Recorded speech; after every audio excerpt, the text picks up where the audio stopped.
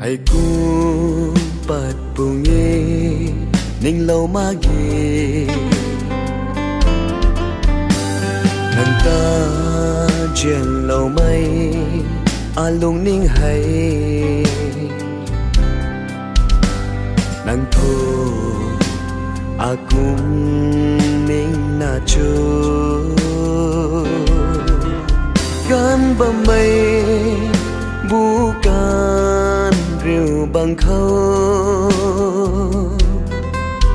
đúng là na cha lâu bay lạt quay nàng đúng khâu nính tàu tạt mà khá cây và mây ami tuy hay nàng kháng đuôi hâm na chua cây và mây ami tuy hay nàng kháng đuôi hâm na chua cả gần hay shan trên gồng mây này râm chân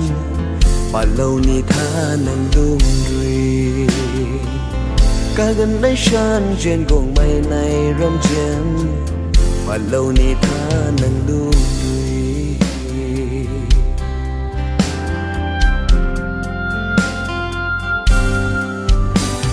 rèn ra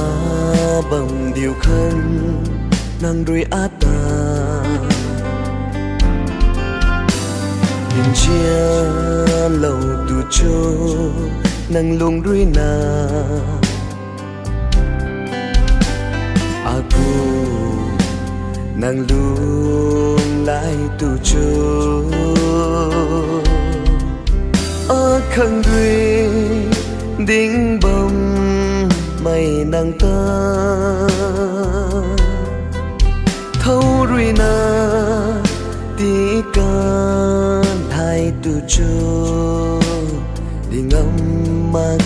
mấy nắng luôn niềm ta cây và mây ami tuy hay nàng kháng đuôi hâm na chua cây và mây ami tuy hay nàng kháng đuôi hâm na chua cả gần hay shan trên gồng mây này râm chân mà lâu ni tha nàng đúng rồi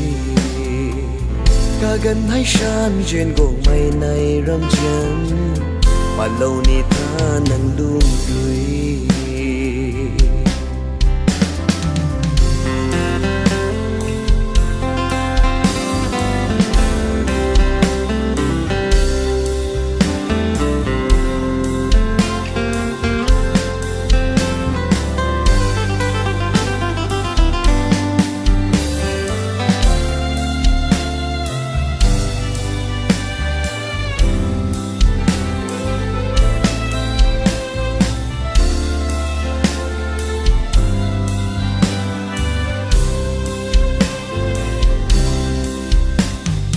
ngâm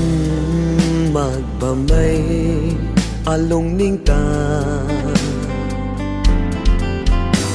thầu na rui sini kha lâu ngâm mà nàng thô này là biến khuẩn thế bắt bờ mây cá quê chào lâu na gần lâu na này là na ta thua nàng lung ruồi chốn mây bu khảo cứu cây và mây ami tuy hay nàng kháng đuôi hâm na chô